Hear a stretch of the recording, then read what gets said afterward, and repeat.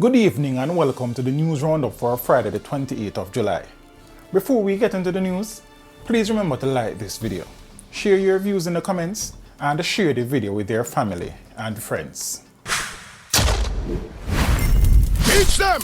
Always make sure the message reach them! Now for the news in detail.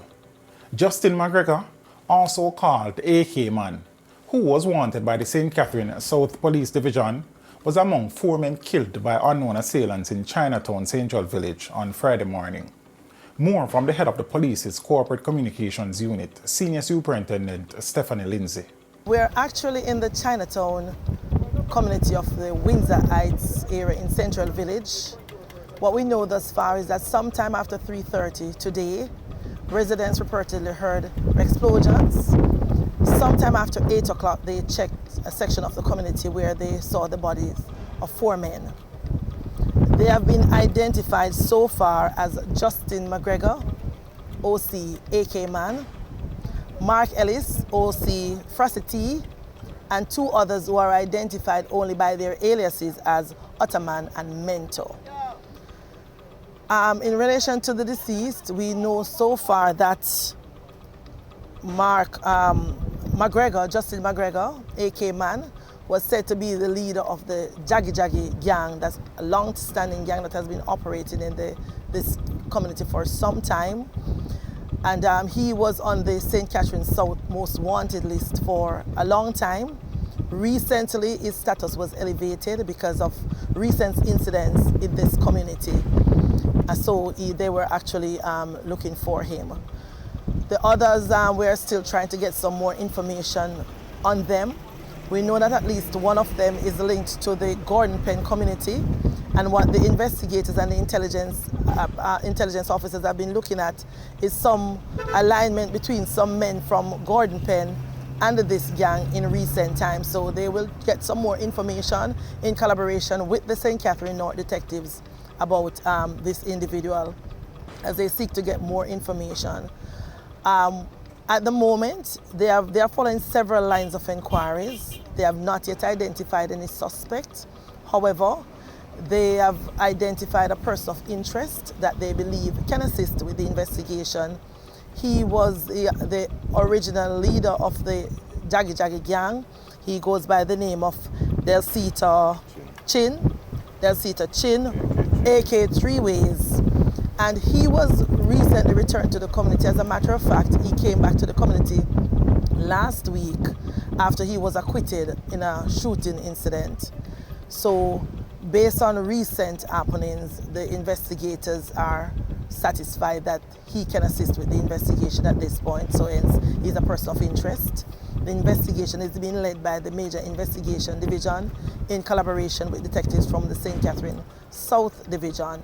So they're asking him to make himself available, or anyone who sees this interview to tell him that the investigators are asking him to make himself available to the Major Investigation Division. It's much easier to get by the Central Village Police Station. Once he makes contact with the Central Village Police Station, then they will take it from there. In the meantime, as part of the operational response, the area commander, the divisional commanders, and several senior officers from Area 5 and St. Catherine South are here assessing the situation, and they will be putting in some measures to ensure that the citizens remain safe and to monitor the situation for as long as it is possible to ensure that they are able to carry out the investigation in this matter and there are no further incidents in relation to the residents here. The court has refused the application of Rural Reid and Fritz Pinnock to quash the ruling of Chief Parish Court Judge Chester Crooks that they have a case to answer in the multi-million-dollar fraud matter. The two had sought a judicial review of Crooks' February 2021 decision, claiming that the judge should not have ruled in the matter, as he had admitted to a conflict of interest. The full court panel of Justice Kerencia Brown-Beckford, Justice Lisa Palmer Hamilton, and Justice Tricia Hutchinson Shelley upheld the ruling and instructed the parish court to set an early date for the trial based on the public interest in the matter. This was the third judicial review of the case. The St. James Police have launched a manhunt to apprehend the persons behind the stabbing of a man along a section of Manhunt Street in Montego Bay on Friday morning.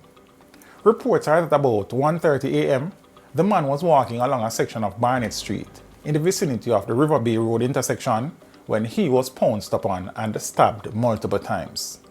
The police were summoned, and upon arrival, the wounded man was discovered lying along the sidewalk in a pool of blood. He was transported to the Cornwall Regional Hospital, where he was admitted in critical condition, but later succumbed to his injuries. Chairman of the Jamaica Police Federation, Corporal Rohan James, who was taken off duty on July 26th, based on comments he made at a funeral on the 15th of July, filed a lawsuit today in the Supreme Court, seeking to have the order for his interdiction quashed. Assistant Commissioner of Police Andrew Lewis, who is in charge of administration in the Jamaica Constabulary Force, is named as the respondent. James seeks an order to quash the various disciplinary charges brought by the respondent against him and its consequent reduction in salary. The Barnett Street Police in Montego Bay, St. James, are probing the circumstances surrounding the death of a man who was shot and killed along a section of Barnett Lane on Friday afternoon. The deceased has so far only been identified as Utica of a Catherine Hall address. Reports are that about 2 p.m., the now deceased parked his vehicle and was walking along Barnett Lane when he was pounced upon by armed men and shot multiple times. The police were summoned, and upon arrival, the now deceased was discovered lying in a pool of blood with multiple gunshot wounds. The victim died on the spot. And still in St. James, the Barnett Street Police have commenced a probe into the death of a woman who was discovered with a stab wound along a section of Jimmy Cliff Boulevard on Friday morning. The deceased, who is yet to be identified, is of dark complexion, slim built, and is about 5 feet 6 inches tall. She was clad in a white blouse and a multicolored skirt. Reports are that shortly after midnight, passers-by stumbled upon the woman, who was discovered in a seated position beside a brick wall in the vicinity of Burger King. The police were summoned, and upon arrival, it was discovered that she had what appeared to be a stab wound to her back. She was rushed to the Cornwall Regional Hospital, where she was pronounced dead. 2 men were killed in Dover St. Mary on Thursday evening. They are 68-year-old Maurice Forrester, otherwise called Morrow, of an Anatomy address, and 57-year-old Michael Harris, otherwise called Mikey, of a Dover address in the parish. Reports are that about 6 p.m., a bartender had just opened the establishment when she heard explosions coming from the front of the building. After the explosion stopped, she went to investigate. The body of Harris was found on the floor of the bar, while Forrester was seen outside. Both had bullet wounds to the head. The police say from information received, the gunmen were traveling in a white Toyota Probox. The vehicle was found abandoned with the 2 back doors open in another section of the parish. In business, the Jamaica Public Service Company JPS says it has done adequate maintenance to ensure the grid keeps up with the increased demand for power during the summer period. Lincoy Small, director in charge of system operations at JPS, said outside of adverse events, the grid should be resilient, even at peak consumption. Small said the increased need for cooling may see Jamaicans spending more for power as they keep their fans and AC running longer. On July 12, Jamaica saw a peak in electricity consumption with 692 megawatts of demand being registered during the 7 to 8 p.m. period. In sports, Jamaica's Sunshine Girls started their Netball World Cup campaign with a commanding 105-25 win over Sri Lanka in their Pool C opener in Cape Town, South Africa. The Sunshine Girls were led by Captain Janelle Fowler, who had 42 goals, all coming in the second half, with Romelda Aiken-George, the team's second highest goal scorer, with 33. Rebecca Robinson and Shanice Beckford chipped in with 15 goals each. And on the entertainment scene, Inner Circle Sweat is now certified gold in the United States. According to the Recording Industry Association of America, Sweat was certified gold on Friday, July 21, after it reached a sales and streaming equivalent of 500,000 units sold in the US. The British phonographic industry had issued the song a Brit Certified Gold Award on May 12 in recognition of over 400,000 units sold in the UK.